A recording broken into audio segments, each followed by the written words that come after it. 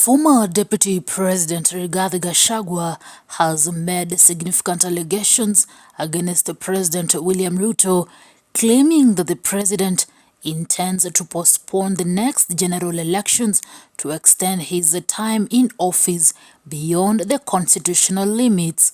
These statements were made during an event at Mwiki PCA Church in Kasarani following an incident where goons disrupted the service. I will not agree to be drawn into responding to violence because I can see that is what they are trying to do. Nataka kuchokoza so that we can fight back, so that this country can burn, and then they can have an opportunity to postpone the elections.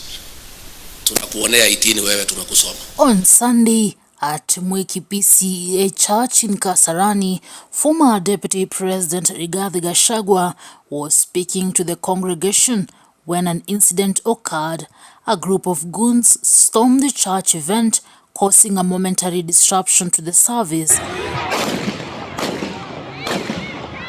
The exact details of how the disruption unfolded, such as the number of individuals involved or the duration, were not specified in Gachagua's statements, but it was significant enough to interrupt proceedings.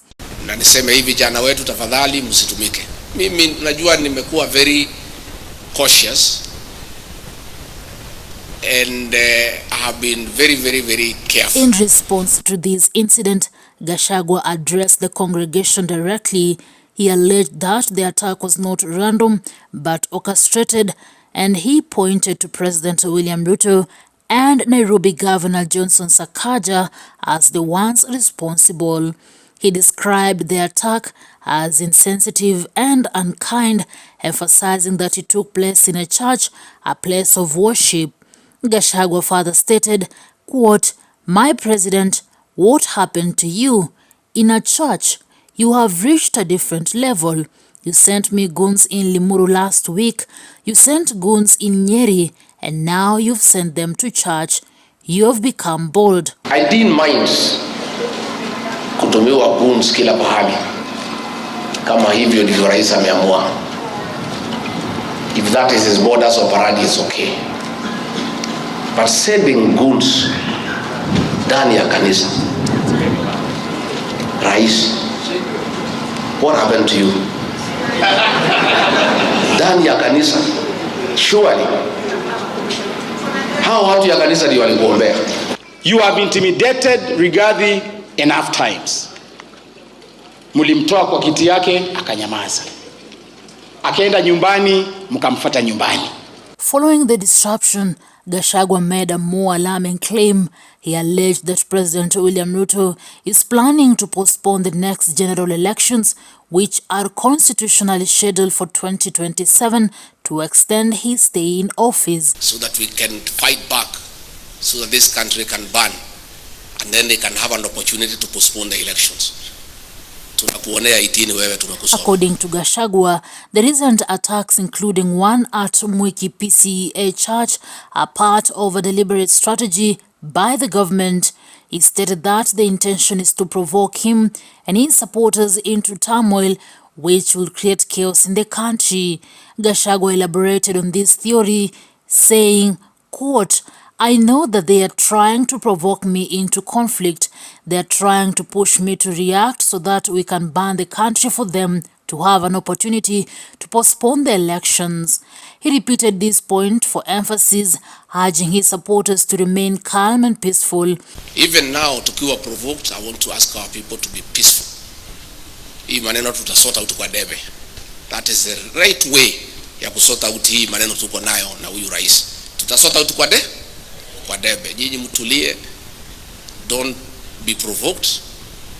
Don't revenge. Don't fight back. Wacha tu atuchokore, wacha afanye vile anataka. But I want to ask our people to remain peaceful, to remain obedient to the rule of law, even when provoked, to contain themselves. Rigathi Gachagua served as a deputy president under William Ruto until their relationship deteriorated, leading to his exit from office. The exact reasons for their fallout are not detailed, but Gachagua's remarks at Mwiki PCEA Church reflect a deep rift. His accusations that Ruto and Sakaja sponsored the goons who disrupted the church event is a direct attack on the president's leadership by mentioning previous incidents in Limuru and Nyeri, suggesting a coordinated effort targeting him over time. But a few policemen in plain clothes walikuja wakasaidia pale, which is okay because there are some officers who are conscious that they have a constitutional obligation to protect life and property. Last week tumetumia polisi kutuhangaisha Naivasha, which is okay. Sasa nataka niambie Ruto, ujifunze kwa Rigiji. Umekuja mlimani, Rigiji hajasema lolote.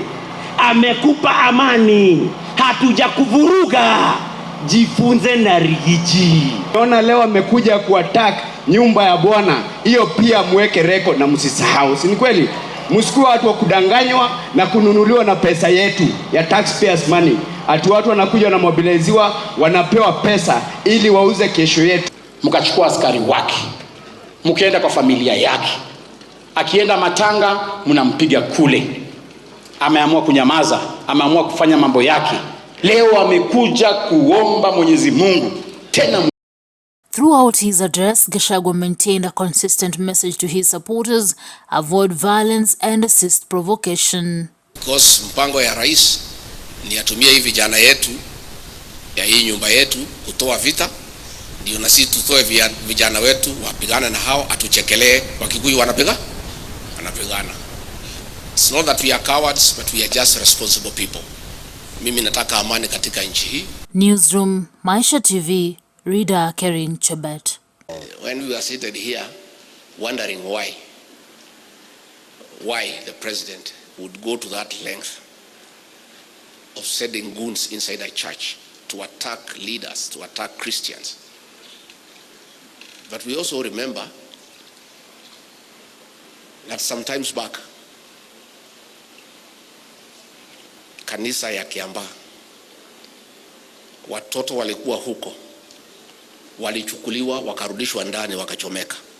So tafadhali, Rais wa Jamhuri ya Kenya, wewe leo ndio umepatia vijana pesa kupitia Sakaja na ukaambia DIG I withdraw security, na nia yao haikukuwa kuharibu madhabahu.